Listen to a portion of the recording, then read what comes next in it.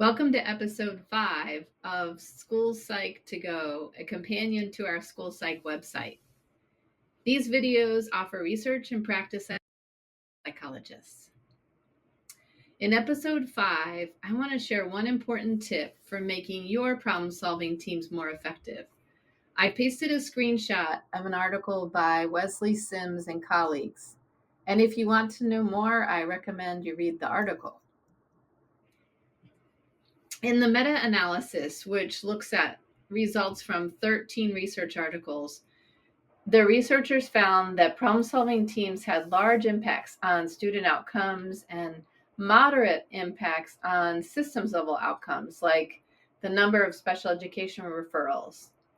One finding that has implications for practice is that there are larger effects noted when teams utilize an evidence-based process for problem solving. During our school psychology training, I think all of us gained extensive knowledge and experience of at least one of these problem-solving models. But I thought it was interesting how in the article they mentioned that there are at least 5 different evidence-based models for problem-solving teams. And I'm going to share with you the steps from each one, and then you can see how they're both similar and different. And if you don't currently use an evidence-based process, I think a deeper dive is definitely warranted. So in this first one with Quadequel and Bergen from 1990, there were 4 steps: problem identification, problem analysis, treatment implementation, and treatment evaluation. So I'm not going to go over each of the steps in this, but I think probably most of you are, like I said, are familiar with this kind of process. The next one by Dino that was authored in 2005. So there's a reference to each of these different models, and you can also look at the articles from each of these if you're curious. But the 5-step model from Stan Dino was identify the problem, define the goals, explore options, anticipate outcomes and act, and then look back and learn. And then there's the team-initiated problem solving. I remember hearing about that with PBIS, and that was one of the references, Todd et al. From 2011. And that's a 6-step process: identify a problem with precision, identify a goal for change, identify solution and create an implementation plan with contextual fit, implement the solution with high integrity, monitor impact of the solution and compare against the goal, and make a summative evaluation decision.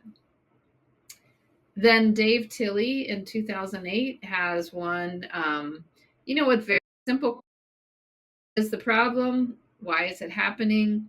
What should be done about it? And did it work?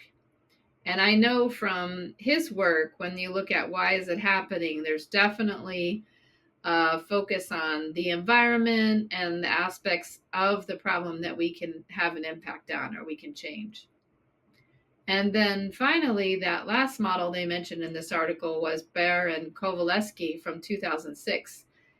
Clarify the problem, break down the problem, set a target, and root cause, develop countermeasures, implement countermeasures, evaluate results, and process standardized successful process.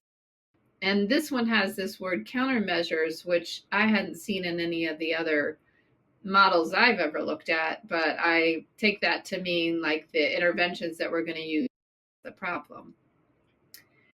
Ultimately, I think it's important to choose one and make sure your team members are knowledgeable about it, not just you, and that you work together with integrity. As school psychologists, you're often in a leadership role in your problem-solving teams. So this is an opportunity to make a greater impact on students. So if you are using an evidence already, consider reflecting, implement it with it. How can the process be improved? So don't forget to check out our companion site listed here.